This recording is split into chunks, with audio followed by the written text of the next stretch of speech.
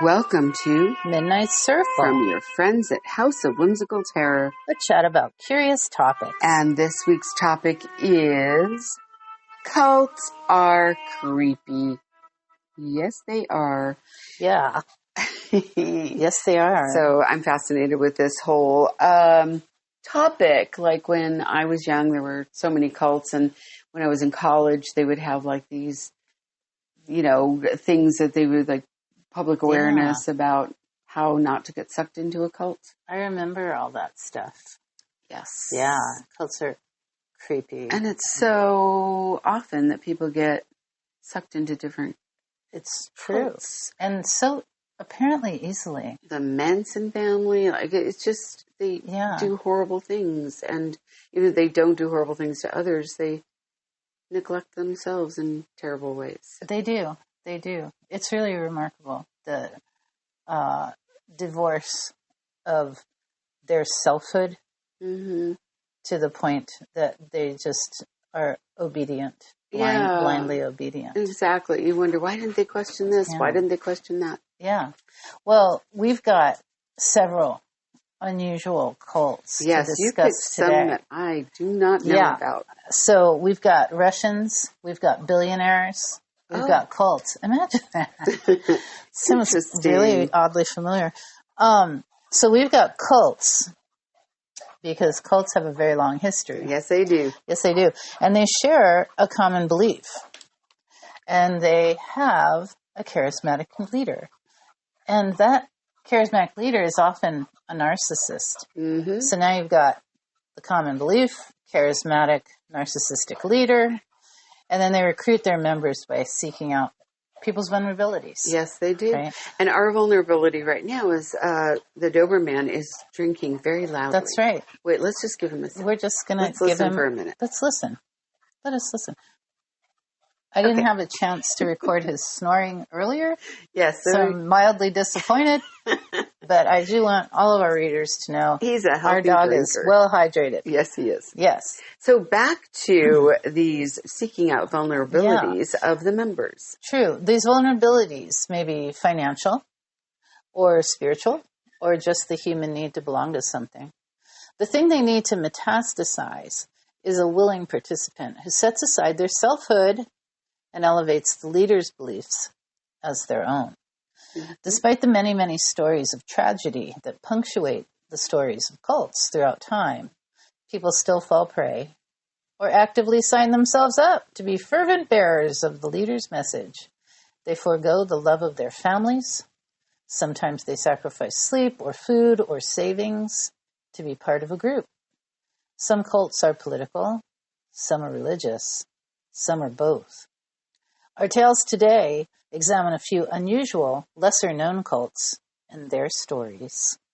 Mary, suppose someone told you the world was facing an apocalypse. And in order to prepare for your ascent to heaven, all your money should be given to their group because you won't need it anyway. It may sound hard to believe that folks would sign up for such a thing, but they do. Yeah. In the 1900s, the International Order of Chivalry Solar Tradition, I know that's a mouthful. That is. Did just that. Its founders based their cult on the Knights Templar and expected members to turn over their wallets before they burned on their way to heaven. The cult had members all over the world, and several were found burned to death in various countries, attempting to fulfill their mission. Mm-hmm. That's horrific. It's extraordinary. So, Honohana Sempogyo is a cult that was founded in Japan by a chap named Hogen Fukunaga. He spread the word that the world would be ending, and he was its final savior. Of course. Of course. His group was comprised mostly of individuals with serious illnesses like cancer patients. He promised he could cure them and said he could also see their past and their future. All of this, of course, for a price and for their fealty. Of course. Many of the members succumbed to their illnesses, but not before Fukunaga collected over $1 billion from them. Jeez. Right. There you go.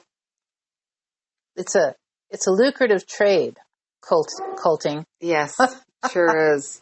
Yeah. Our next cult is also a doomsday cult. In 2008, the members were waiting in a snowy cave for the world to end.